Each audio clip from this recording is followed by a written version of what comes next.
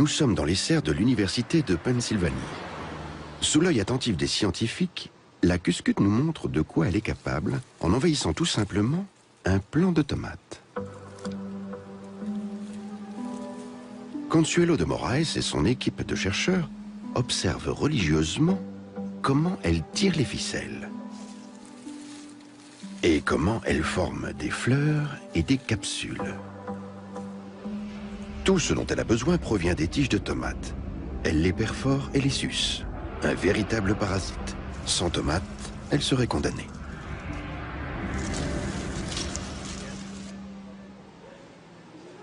Mais comment cela commence-t-il?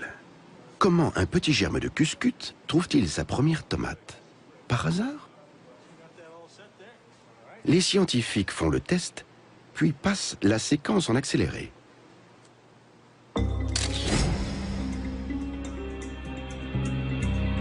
Le germe se dirige résolument vers le plant de tomate. Et ce n'est pas le fruit du hasard.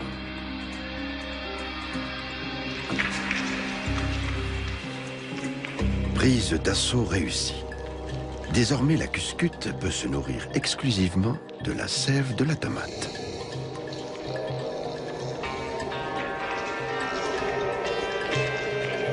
Mais on ne sait toujours pas comment le germe a atteint son but.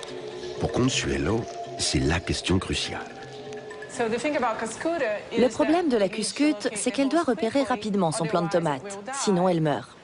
Or, jusqu'ici, personne ne savait exactement comment elle s'y prenait. Nous avions plusieurs hypothèses, mais notre préférée, c'était que la cuscute flaire son hôte.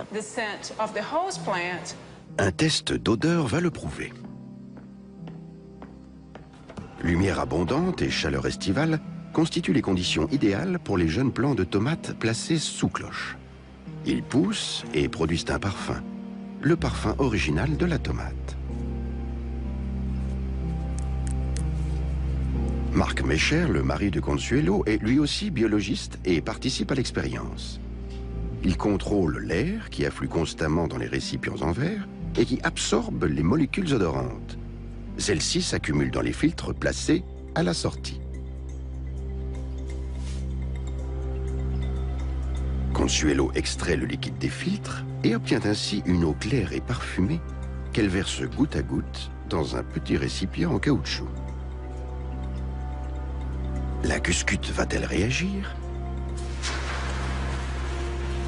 Ou préférera-t-elle le véritable plant de tomate que l'on a placé sous cloche pour masquer son odeur?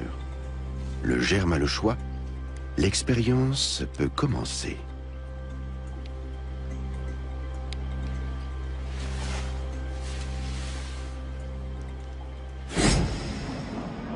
Le germe semble humer l'air, puis délaisse le plant de tomate à sa gauche pour suivre l'odeur de sa proie présumée. Nul doute, la cuscute s'oriente à l'odeur.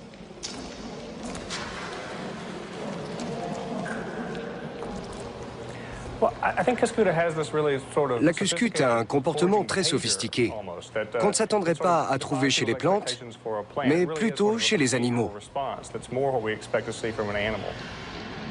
Comme un animal, la cuscute flaire sa proie, l'attaque et la suce.